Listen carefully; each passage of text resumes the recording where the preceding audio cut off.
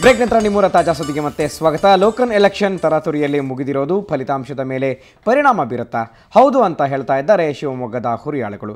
ಕೊನೆ ಕ್ಷಣದಲ್ಲಿ ತಯಾರಿಸಿದ ಮತದಾರ ಪಟ್ಟಿಯ ಎಫೆಕ್ಟ್ ಅದಕ್ಕೆಲ್ಲ ಕಾರಣ ಅಂತ ಹೇಳಲಾಗ್ತಾ ಇದೆ.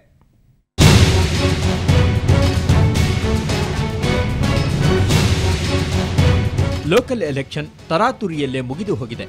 ಚುನಾವಣಾ ಆಯೋಗ ಸುಪ್ರೀಂ ಕೋರ್ಟ್ ಆದೇಶದಂತೆ ಚುನಾವಣೆಯನ್ನೇನೋ ನಡೆಸಿದೆ. ಆದರೆ ಸಾಕಷ್ಟು ಕಡೆಗಳಲ್ಲಿ ಮತದಾರರ ಪಟ್ಟಿಯಲ್ಲಿರೋ ಅವಾಂತರಗಳು ಬೆಳಕಿಗೆ ಬಂದಿವೆ. ಜಿದ್ದಾಜಿದ್ದಿಯ ಕಣವಾಗಿದ್ದ ಶಿವಮೊಗ್ಗದಲ್ಲೂ ಎಡವಟ್ಟಾಗಿರೋದು ಪಕ್ಕಾ ಆಗಿದೆ. ನಗರಸಭೆಯ 35 ವಾರ್ಡ್ಗಳ ಪೈಕಿ ಕನಿಷ್ಠ 15 ವಾರ್ಡ್ಗಳಲ್ಲಿ 200ರಿಂದ 1000 ಮತದಾರರ ಹೆಸರು ಮಾಯವಾಗಿದೆ ಅನ್ನೋ ಆರೋಪ ಕೇಳಿಬಂದಿದೆ. 2 ವಾರ್ಡಲ್ಲಿ ಒಬ್ಬೊಬ್ರು ಮತದಾನ ಮಾಡೋಂಥ ಒಂದು ಸನ್ನಿವೇಶ ಆಗಿದೆ. ಈ 25ನೇ ವಾರ್ಡಲ್ಲಿ ಇರ್ತಕ್ಕಂಥವ್ರಿಗೆ ಮತ್ತೆ 30ನೇ ವಾರ್ಡಲ್ಲೂ ಮತದಾನ ಮಾಡೋಂಥ ಒಂದು ಇದಿದೆ. ಇದನ್ನ ಚುನಾವಣಾ ಆಯೋಗದವರು ದಯಮಾಡಿ ಇದನ್ನು ಸರಿ ಮಾಡೋಂಥ ಕೆಲಸ ಮಾಡಬೇಕು ಅಂತೇಳಿ ಇವತ್ತು ನಾನು DC ಸಾಹೇಬರಿಗೆ ಇದೊಂದು ಮನವಿಯನ್ನು ಕೊಟ್ಟಿದ್ದೀವಿ. ಇಂತಹ ಎಡವಟ್ಟಿನಿಂದ ಫಲಿತಾಂಶವೇ ಉಲ್ಟಾ ಹೊಡೆಯೋ ಸಾಧ್ಯತೆ ಇದೆ. ನಿನ್ನೆಯಷ್ಟೇ ಬಿಜೆಪಿ ರಾಜ್ಯಾಧ್ಯಕ್ಷ ಸ್ಥಾನಕ್ಕೆ ರಾಜೀನಾಮೆ ನೀಡಿರೋ ಈಶ್ವರಪ್ಪ ಕೂಡ ಇಂಥದ್ದೇ ಆರೋಪ ಮಾಡಿದ್ರು. ಈ ಬಗ್ಗೆ ಕೇಂದ್ರ ಚುನಾವಣಾ ಆಯೋಗಕ್ಕೆ ದೂರು ಸಲ್ಲಿಸುವುದಾಗಿ ಈಶ್ವರಪ್ಪ ತಿಳಿಸಿದ್ರು. ಚುನಾವಣಾ ಆಯೋಗದ ಕರ್ತವ್ಯ ಇದೆ, ಎಲ್ಲ ವ್ಯವಸ್ಥಿತ ಪಟ್ಟಿಯಿಂದ ಹಿಡಿದು ಪ್ರತಿಯೊಂದು ಸರಿ ಮಾಡ್ಕೋಬೇಕು. ಇವತ್ತೇನಾಗಿದೆ ನೀವು ಗಮನಿಸಿರ್ಬೋದು, ಪ್ರತಿ ಬೂತಲ್ಲೂ ಕೂಡ ಮತದಾರ ಪಟ್ಟಿಯಲ್ಲಿ ಅವ್ರ ಹೆಸರಿದೆ ಅಂತಾರೆ, ಫೋಟೋ ಇದೆ ಅಂತಾರೆ, ಅಲ್ಲಿ ಹೋದ್ರೆ ಓಟ್ ಇಲ್ಲ ಅಂತಾರೆ. ಅಲ್ಲಿ ನೋಡ್ರೆ ಲಿಸ್ಟ್ ಗಟ್ಲೆ ಡಿಲೀಟ್ ರಾತ್ರಿ ಹೊಡೆದಾಕಿದ್ದಾರೆ. ಎಷ್ಟು ಪೇಜ್ ಗಟ್ಲೆ ರೇಟಿಂಗ್ ಅಲ್ಲಿ. ಮತದಾರರ ಪಟ್ಟಿಯ ಲೋಪಗಳ ಬಗ್ಗೆ ಇವತ್ತು ಜಿಲ್ಲಾಧಿಕಾರಿಗಳಿಗೆ ಸಾಲು ಸಾಲು ದೂರುಗಳನ್ನ ಸಲ್ಲಿಸಲಾಗಿದೆ. ಜೆಡಿಎಸ್, ಬಿಜೆಪಿ ಸೇರಿದಂತೆ ಬೇರೆ ಬೇರೆ ಪಕ್ಷಗಳ ಅಭ್ಯರ್ಥಿಗಳು ದೂರು ನೀಡಿದ್ದು ತನಿಖೆ ನಡೆಸೋದಾಗಿ ಡಿಸಿ ತಿಳಿಸಿದ್ದಾರೆ. ಎಲ್ಲದ್ರ ಬಗ್ಗೆ ಕನ್ಸರ್ನ್ಸ್ ಇವೆ.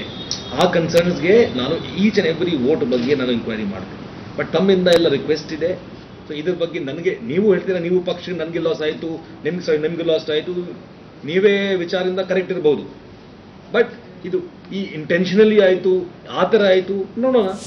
ಒಟ್ಟಾರೆ ಗೆಲುವಿಗಾಗಿ ಅಭ್ಯರ್ಥಿಗಳು ಹಣ ಹೆಂಡ ಹಂಚಿ ಸಾಕಷ್ಟು ಕಸರತ್ತು ನಡೆಸ್ತಾರೆ. ಆದರೆ ಆಯೋಗ ಕೊನೆ ಕ್ಷಣದಲ್ಲಿ ಮತದಾರರ ಪಟ್ಟಿಯಲ್ಲಿ ಕೈಯಾಡಿಸಿದೆ ಅನ್ನೋ ಆರೋಪ ಕೇಳಿಬಂದಿದ್ದು, ಅದರಿಂದಾಗಿ ಫಲಿತಾಂಶದಲ್ಲೂ ಏರುಪೇರಾಗುವ ಸಾಧ್ಯತೆ ಹೆಚ್ಚಾಗಿದೆ.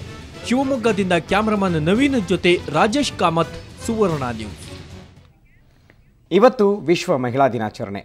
ರಾಜ್ಯದಲ್ಲೂ ವಿವಿಧೆಡೆ ಇವತ್ತು ಮಹಿಳಾ ಸಂಘಟನೆಗಳಿಂದ ರ್ಯಾಲಿ ನಡೆಯಿತು. ಮಹಿಳೆಯರ ಮೇಲೆ ಹೆಚ್ಚುತ್ತಾ ಇರುವಂತಹ ದೌರ್ಜನ್ಯಗಳ ಬಗ್ಗೆ ಆಕ್ರೋಶ ಕೇಳಿಬಂತು.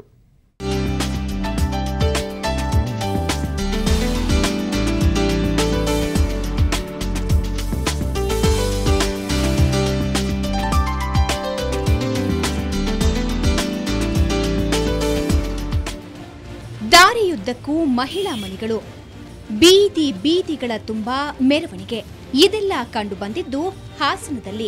ಇವತ್ತು ವಿಶ್ವ ಮಹಿಳಾ ದಿನಾಚರಣೆ. ಹೀಗಾಗಿ ನೂರಾರು ಮಹಿಳೆಯರು ಜಾಥಾ ನಡೆಸಿದ್ರು. ಮಹಿಳೆಯರ ಮೇಲಾಗ್ತಾ ಇರೋ ದೌರ್ಜನ್ಯದ ವಿರುದ್ಧ ಗುಡುಗಿದ್ರು.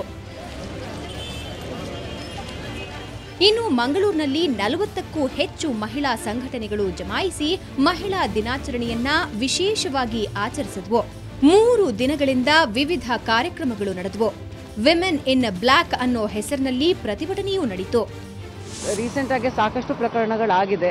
ಈಗ ಸೈನೈಡ್ ಅದ್ಯಾರೋ ಯಾವನೊಬ್ಬ ಸೈನೈಡ್ ಕುಮಾರ್ ಅಂತ ಏನೋ ಸುಮಾರು 20 ಜನ ಮಹಿಳೆಯರನ್ನ ಸಾಯಿಸಿದ್ದಾನೆ.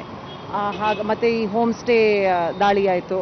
ಅದರಲ್ಲಿ ಬಹಿರಂಗವಾಗಿ ಒಂಥರ ಮೀಡಿಯಾ ಮುಂದೆ ಇಟ್ಕೊಂಡು ಹುಡುಗಿಯರನ್ನ ಮತ್ತು ಹುಡುಗರನ್ನ ಸಂಸ್ಕೃತಿ ಹೆಸರಿನಲ್ಲಿ ಅವ್ರನ್ನ ಹೊಡೆದಿದ್ದಾರೆ.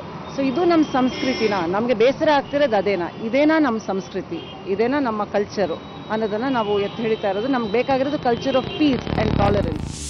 ಮಹಿಳೆಯರು ಯಾರಿಗೇನೂ ಕಮ್ಮಿ ಇಲ್ಲ ಅನ್ನೋದಕ್ಕೆ ಕೊಪ್ಪಳದ ನಿವೇದಿತಾ ಕೂಡ ಮಾದರಿ. ತಂದೆ ಮೃತಪಟ್ಟ ನಂತರ ನಿವೇದಿತಾ ಮಾತಾಶ್ರೀ ಟ್ರೇಡಿಂಗ್ ಕಂಪನಿಯ ವಹಿವಾಟು ನೋಡ್ಕೊಳ್ತಾ ಇದ್ದಾರೆ. ಟ್ರೇಡಿಂಗ್ ಕಂಪನಿ ಅಂದ್ರೆ ಹೆಚ್ಚಾಗಿ ರೈತರ ಜೊತೆಗೆ ಹಾಗೂ ದೊಡ್ಡ ದೊಡ್ಡ ಕಂಪನಿಯವರ ಜೊತೆ ವ್ಯವಹರಿಸಬೇಕಾಗುತ್ತೆ. ನಿವೇದಿತಾ ಅದನ್ನೆಲ್ಲ ಯಶಸ್ವಿಯಾಗಿ ನಿಭಾಯಿಸಿದ್ದಾರೆ. ಕಷ್ಟದ ಕೆಲಸ ಅಂದ್ಕೊಂಡ್ರೆ ಕಷ್ಟದ ಕೆಲಸ ಆಗುತ್ತೆ, ಬಟ್ ಕಷ್ಟದ ಕೆಲಸ ಅಂದ್ಕೊಳ್ಳಿಲ್ಲ ಯಾವುದು ಮಾಡೋಕ್ಕೆ ಅಸಾಧ್ಯ ಹೇಳಿ, ಹೆಣ್ಮಕ್ಳು ಎಲ್ಲದನ್ನೂ ಮಾಡ್ತಾರೆ.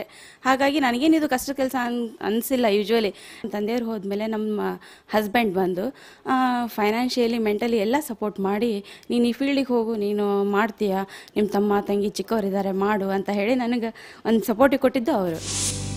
ಒಟ್ಟಾರೆ ವಿಶ್ವ ಮಹಿಳಾ ದಿನಾಚರಣೆಯನ್ನ ಇವತ್ತು ಎಲ್ಲೆಡೆ ಆಚರಿಸಲಾಗ್ತಾ ಇದೆ. ಮಹಿಳೆಯರ ಮೇಲಾಗ್ತಾ ಇರೋ ದೌರ್ಜನ್ಯವನ್ನ ಎಲ್ಲರೂ ಖಂಡಿಸಲೇಬೇಕಿದೆ. ಮಮತಾಮಯಿ ಮಹಿಳೆಯನ್ನ ಎಲ್ಲರೂ ಗೌರವಿಸೋಣ. ಬ್ಯೂರೋ ರಿಪೋರ್ಟ್, ಸುವರ್ಣ ನ್ಯೂಸ್. ಮಹಿಳಾ ದಿನಾಚರಣೆ ದಿನವೇ ಹೆರಿಗೆ ವೇಳೆ ಗರ್ಭಿಣಿ ಮಹಿಳೆ ಸಾವನ್ನಪ್ಪಿರುವ ಘಟನೆ ರಾಮನಗರದ ಸರ್ಕಾರಿ ಆಸ್ಪತ್ರೆಯಲ್ಲಿ ನಡೆದಿದೆ. ವೆಂಕಟಲಕ್ಷ್ಮಿ ಮೃತ ದುರ್ದೈವಿ. ಈಕೆಯ ಸಾವಿಗೆ ವೈದ್ಯರ ನಿರ್ಲಕ್ಷ್ಯವೇ ಕಾರಣ ಎಂದು ಆರೋಪಿಸಿ ಸಂಬಂಧಿಗಳು ಆಸ್ಪತ್ರೆ ಎದುರು ಪ್ರತಿಭಟನೆ ನಡೆಸಿದರು. ಅಲ್ಲದೆ ವೈದ್ಯರ ವಿರುದ್ಧ ಸೂಕ್ತ ಕ್ರಮಕ್ಕೆ ಆಗ್ರಹಿಸಿದರು. ಇನ್ನು ಸ್ಥಳಕ್ಕೆ ಆಗಮಿಸಿದ ಉಪವಿಭಾಗಾಧಿಕಾರಿಗಳು ತನಿಖೆ ನಡೆಸಿ ಸೂಕ್ತ ಕ್ರಮ ಕೈಗೊಳ್ಳುವುದಾಗಿ ಭರವಸೆ ನೀಡಿದರು.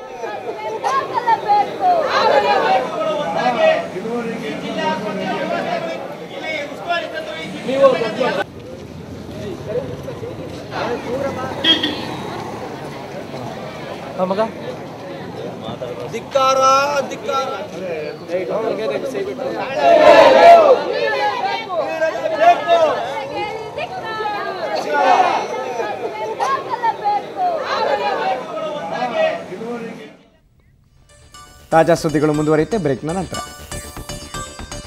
Yeah, happy Women's Day. I wish every woman to be success in their life. I wish every woman to be not part of this. Yeah, do something and make your name well. ಎಲ್ಲೆಡೆ ಮಹಿಳೆಯರ ಮೇಲೆ ದೌರ್ಜನ್ಯ, ಅತ್ಯಾಚಾರಗಳದ್ದೇ ಸುದ್ದಿ. ಕೀಚಕ ಮನಸ್ಸುಗಳು ಗಹಗಹಿಸಿ ನಗ್ತಾ ಇವೆ. ಇಂತಹ ದುರದೃಷ್ಟಕರ ದಿನಗಳಲ್ಲಿ ನಮ್ಮ ತಾಯಿ, ಅಕ್ಕ, ತಂಗಿ, ಪತ್ನಿ, ಗೆಳತಿಯಾಗಿ ಮನುಕುಲವನ್ನ ಬೆಳಗುತ್ತಿರುವ ಮಹಾಮಾತೆಯಾದ ಮಹಿಳೆಯನ್ನ ಗೌರವಿಸೋಣ.